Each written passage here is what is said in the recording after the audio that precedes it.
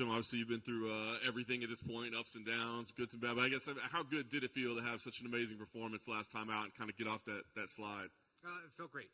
Like when you're dealing with any loss, you get one loss, you always want to come back and like erase it, right? So, it felt good to get back in the W column and do it in a pretty cool way. Yeah, no doubt. I wonder, like, when you do stuff for losses, I mean, it's tough for anybody, right? It's the worst thing in the world. But at your point in your career, does the family start going, we don't want to see you go through this anymore. Why don't you hang this stuff? Why are we still doing this? No, my kids are like, you're going to fight for another 10 years, right?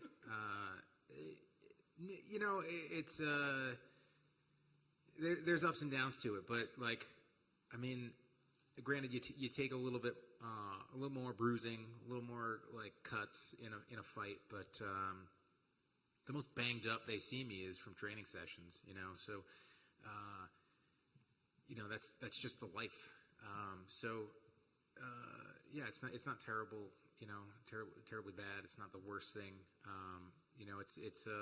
It's a brief moment. A 15-minute fight is 1% of your day, So, like, sometimes it goes the other way, and you're not there. And sometimes things come out that's like awesome and amazing, and you have great performances. But in the grand scheme of things, it's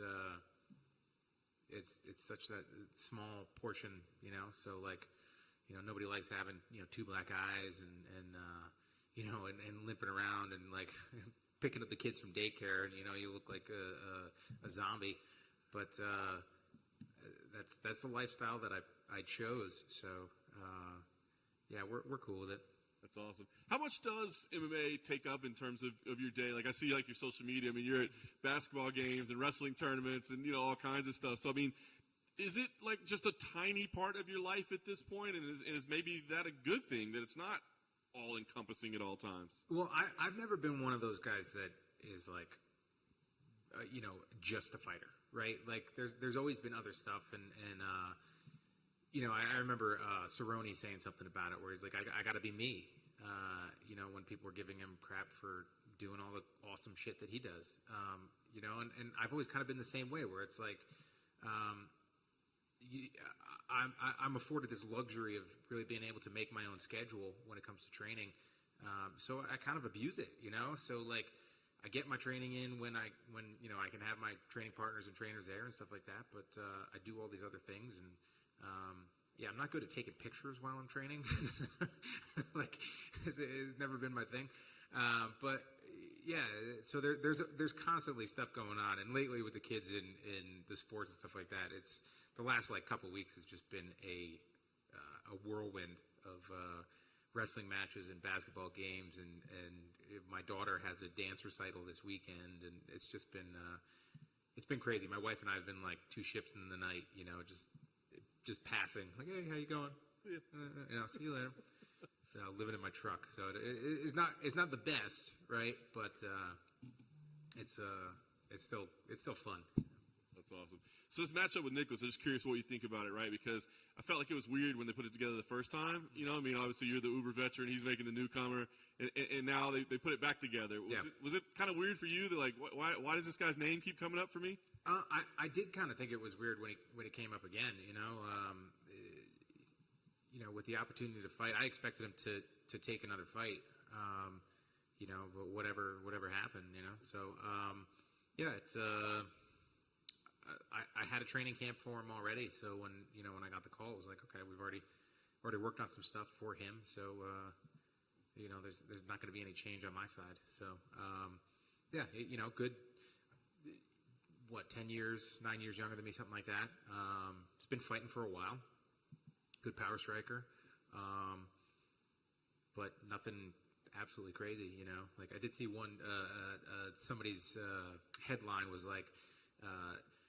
Said that he was a weirder opponent for me, and it was because I was saying that he's not 6 foot tall. Like it's different, but the way that they wrote the headline was like, hey, like I didn't call the guy out on anything. I just said that he's a short shit like me.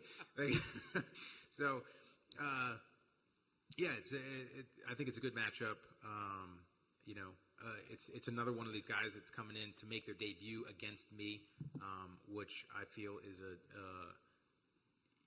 like the way I would approach it, I'd be, nothing to lose. But, I've seen everything, so he's got a task ahead of him. So, I'm looking to use my strengths and that experience to get the W. Did he cross your radar at all? He spent some time up in New Jersey for a while. I mean, did you ever see him at like a regional show or corner again? I mean, were you aware of him at all? No, I really wasn't.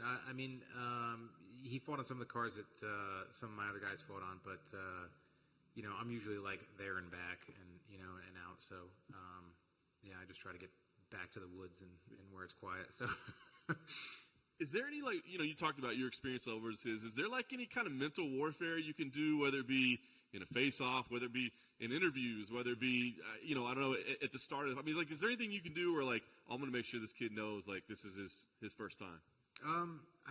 There's nothing that I do, I could be like, hey, I've fought former champs and guys that went on to be champs, like I've fought the best of the best, and done pretty well. So, that experience it's a weapon. It totally is a weapon. It's a tool that I have that I've prepared for every body type and style set at this point. So there's nothing new. It's he's just another guy that's stepping across the octagon from me, where he's the one making his UFC debut against the guy with the most wins in the division. How are we tracking for UFC 300? Are we still on pace for that now? Still feeling good. Yeah, still feeling good. So, I was just saying before, like I was so close to retiring in 2016 and being able to come back from that, and then getting a handle on it by changing my lifestyle and my diet. I'm okay talking about it because I had made that decision. I was crawling to get to UFC 196 so that I could ask to fight on 200 to retire. So like the decision has already been made, and the idea of like making that last walk has already been put into my head. And I don't think that's a bad thing because I'm embracing the opportunities, and I get to fight. I get to continue to fight where it's like I almost had to hang them up.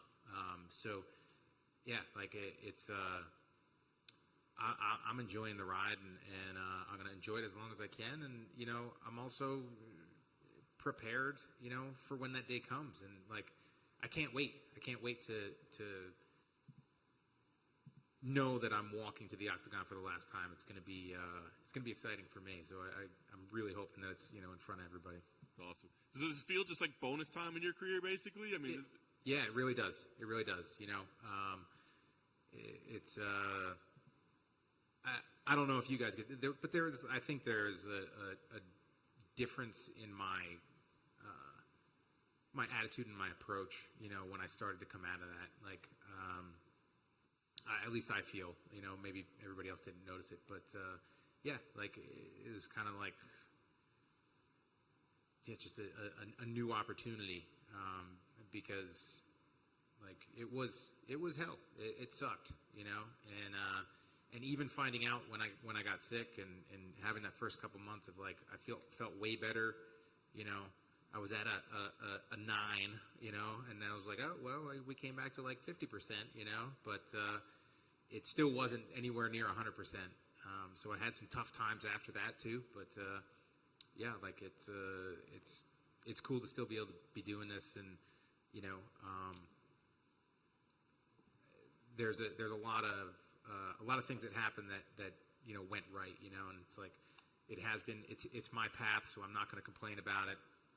And my biggest thing is it's like it happened to me, and I 100% would rather it happen to me than like my kids or something like that, and so it was a lot easier for me to deal with it.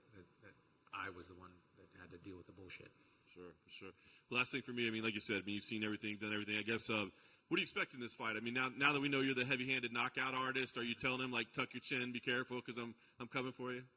I'm expecting a good fight. I feel like I've got a pretty good advantage in wrestling and grappling. Like I said, he's a heavy-handed striker, a hard striker. So, I'm going to come in there and mix it up. And it's not the first time I fought somebody that hits hard. I can still remember Melvin Gillard hitting me. I can still remember Anthony Pettis hitting me. And I can still remember Dwayne Ludwig hitting me. So it's like there have been plenty of guys that had knockout power that I've been across the octagon from. So I'm looking to go out and fight.